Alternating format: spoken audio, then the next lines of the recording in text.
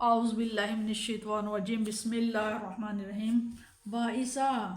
اور اذا جب بشیرہ اطلاع دی جاتی ہے، بشارت دی جاتی ہے، خوشخبری دی جاتی ہے احدہم ان میں سے کسی ایک کو، اور جب اطلاع دی جاتی ہے ان میں سے کسی کو بالانثی بیٹی کی، ظلا ہو جاتے ہیں وجہ چہرے ہو ان کے مسودن سیاہ، وہوا اور وہ قزیم اور وہ رنج و اندوا میں بھر جاتا ہے، یعنی کہ وہ بہت زیادہ افسردہ ہو جاتا ہے۔ اور جب اطلاع دی جاتی ہے ان میں سے کسی کو بیٹی کی پیدائش کی تو غم سے اس کا چہرہ سیاہ ہو جاتا ہے اور وہ رنج و اندوا سے بھر جاتا ہے۔ یتوارا چھپتا پھرتا ہے من القومی لوگوں سے، لوگوں کی نظروں سے وہ چھپتا پھرتا ہے، من سوء یہ بری ما جو بشیرہ جو خوشخبری ہے بھی اس کی، اس بری خبر کے باعث جو دی گئی ہے۔ ایمسکوہ اب یہ سوچتا ہے کہ کیا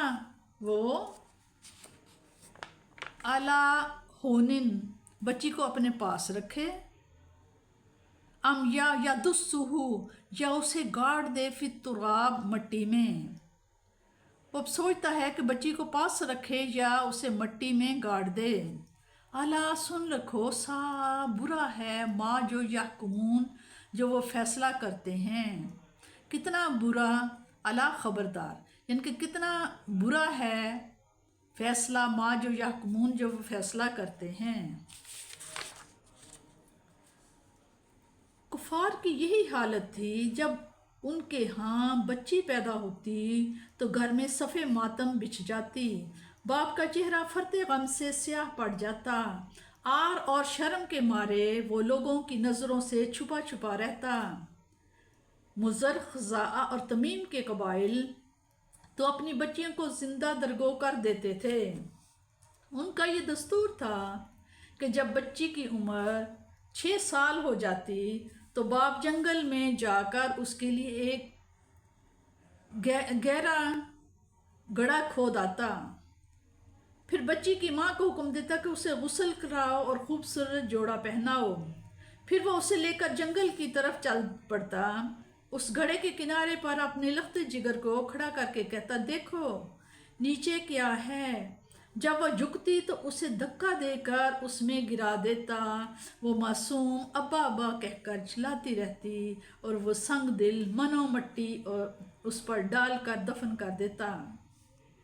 اس طرح صنف ماتم کے ساتھ ظالمانہ برتاؤ کیا جاتا، معصوم بچیوں کا گلا گھونٹ دیا جاتا اور کوئی ان کی دلدار چیخوں پر توجہ نہ دیتا۔ یہ تو اسلام کی برکت تھی اور حضور صلی اللہ علیہ وسلم کی پاکیزہ تعلیم تھی جس نے عورت کو بلند مقام پر فائز کیا اور بچیوں کے لیے والدین کے دل میں محبت، شفقت اور فدائیت کے جذبات کی تخم ریزی کی۔ حضور صلی اللہ علیہ وسلم کے چند ارشادات ملاحظہ ہوں۔ حضرت عائشہ رضی اللہ سے مروی ہے، جس آدمی کے ہاں بچیاں پیدا ہوئیں اور اس نے ان کے ساتھ احسان کا برتاؤ کیا تو وہ اس کے لیے عذاب جہنم سے آڑ بن جائے گی۔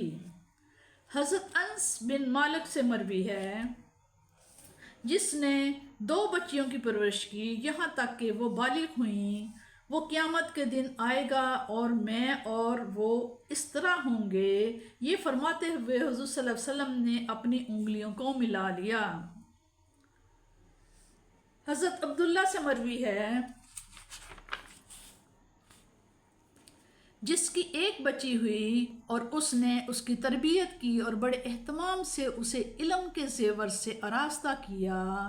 اور جو مہربانیاں اللہ تعالیٰ نے اس پر کی ہیں وہ اس نے اپنی بیٹی پر بھی کی، تو وہ بچی آتش جہنم سے اس کے لیے پردہ ہوگی۔ یعنی کفار کی یہ من گھڑت تقسیمیں کتنی بونڈی اور ناچار ہیں۔